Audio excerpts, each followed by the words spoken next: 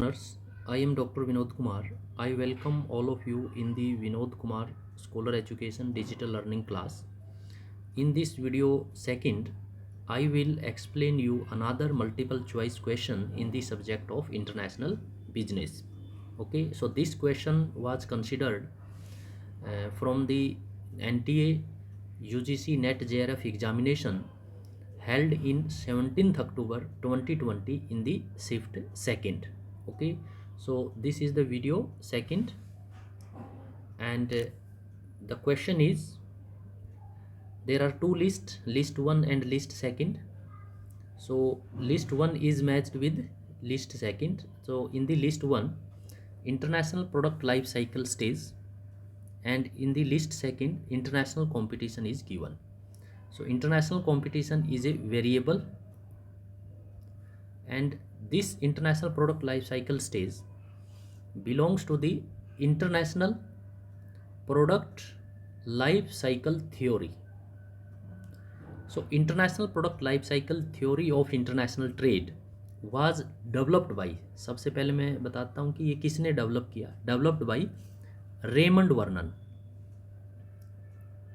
Raymond Vernon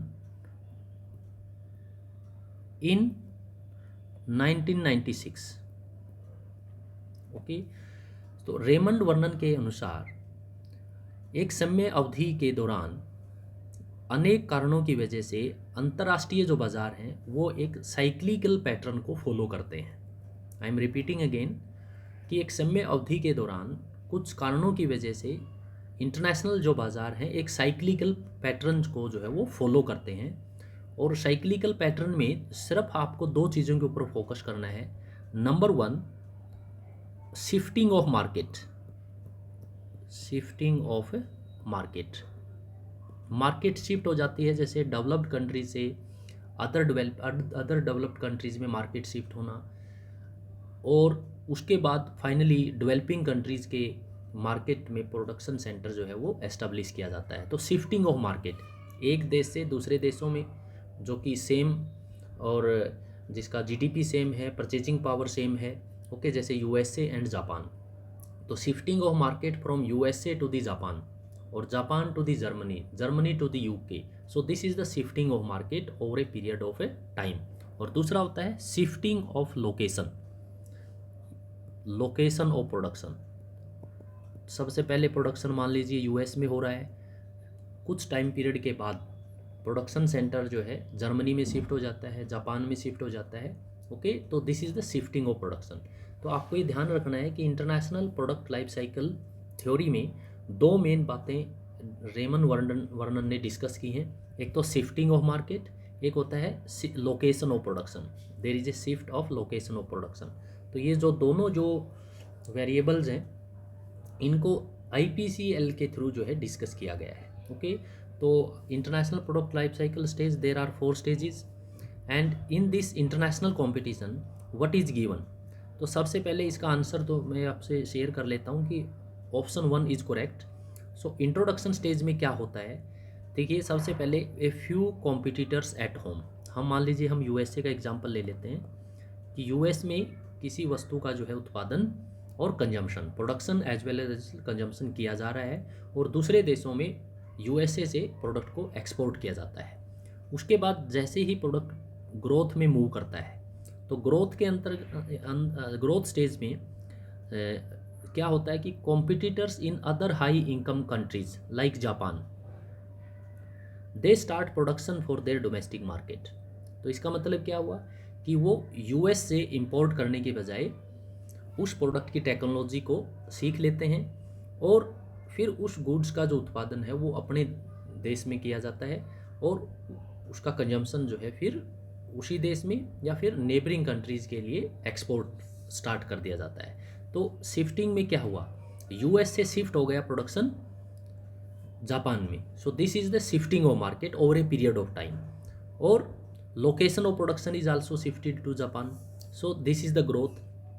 maturity stage में क्या होता है, मेच्योरिटी में पॉइंट नंबर 1 कि companies from other high income countries increase export to the innovating country.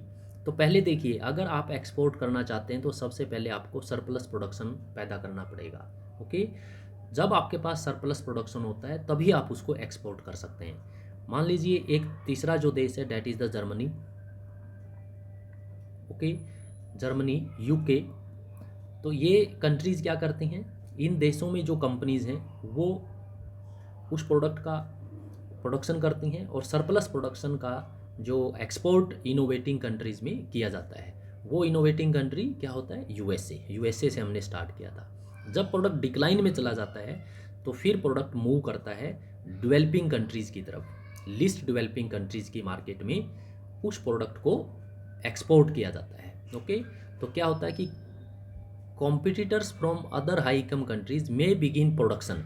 देखिए, प्रोडक्शन सेंटर शिफ्ट हो गया, यूके, जर्मनी, यूएस, जापान, इन मार्केट्स, इन देशों से प्रोडक्शन जो सेंटर है वो मान लीजिए इंडिया में शिफ्ट हो जाता है। So this is the decline stage कि competitors from other high income countries में begin production in developing countries. Okay, तो देखिए सबसे कॉमन क्या है, high income countries, high income countries, high income countries. Okay, तो दो मेन बातें रेमंड वर्नन ने शेयर की, शिफ्टिंग ऑफ मार्केट और location of production centre. Okay, तो दोनों में जो शिफ्ट होता है over a period of time due to the variety of factors, वो फैक्टर हम यहाँ डिस्कस नहीं कर सकते, बट आपको ये ध्यान रखिए कि जैसे जैसे आप IPLC international product life cycle की फर्स्ट स्टेज से लास्ट स्टेज में एंटर करते हैं तो प्रोडक्शन जो सेंटर है वो इनोवेटिंग कंट्रीज से शिफ्ट होकर फाइनली एक डेवलपिंग कंट्रीज़ में, लिस्ट डेवलपिंग कंट्रीज़ में शिफ्ट हो जाता है। ओके, और फिर उस कंट्री से गुड्स का जो एक्सपोर्ट है वो इनोवेटिंग कंट्रीज़ और दूसरी हाई इनकम कंट्रीज़ में एक्सपोर्ट किया जाता है। ओके, सो ये तो आपका इसका एक्सप्लेनेशन था। नेक्स्ट देखिए,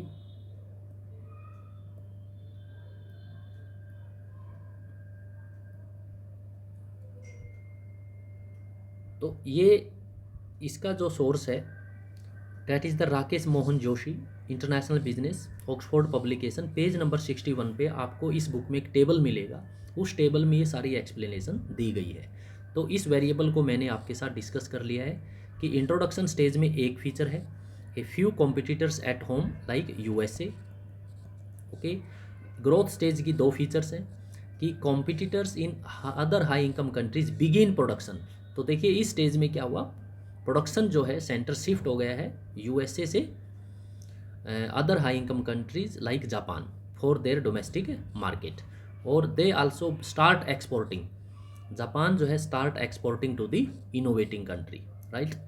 राइट। मेच्योरिटी स्टेज में क्या होता है, companies from other high income countries like Germany, UK, they export to the innovating country. Innovating country क्या था, USA। तो एक्सपोर्ट तभी किया जा सकता है जब आपके पास सरप्लस प्रोडक्शन होगा।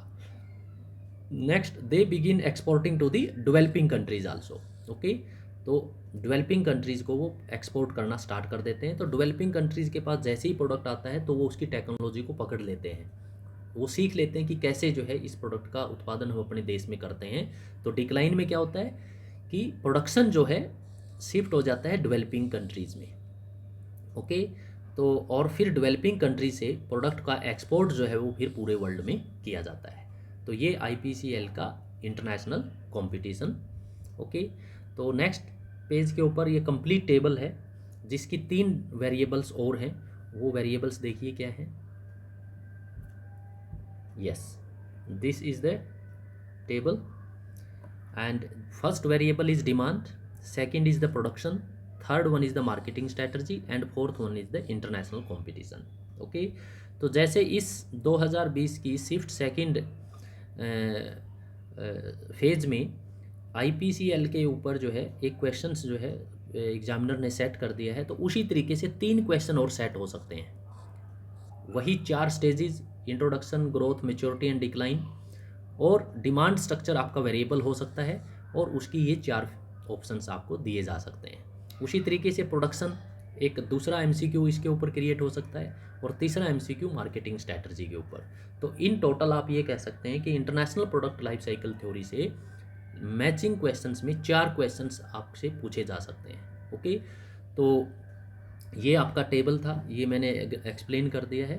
तो ये 3 वेरिएबल्स आप एक बार पढ़ लीजिए, ठीक है। तो इसको इस लेक्चर में मैं एक्सप्लेन नहीं कर रहा हूँ, जब डिस्क्रिप्टिव पढ़ना स्टार्ट करेंगे तब हम इसको आपके साथ एक्सप्लेन करूँगा, ओके। सो और this is the source of the table, okay. तो आई एम रिपीटिंग अगेन कि राकेश मोहन जोशी का जो इंटरनेशनल बुक बिजनेस के ऊपर बुक है उसमें से ये सारा जो है टेबल जो है लिया गया है, okay. So thank you very much, okay. Meet you in next video which will be on next MCQ in the June 2020 or examination held on 17 October 2020 shift 2nd, okay. Thank you very much.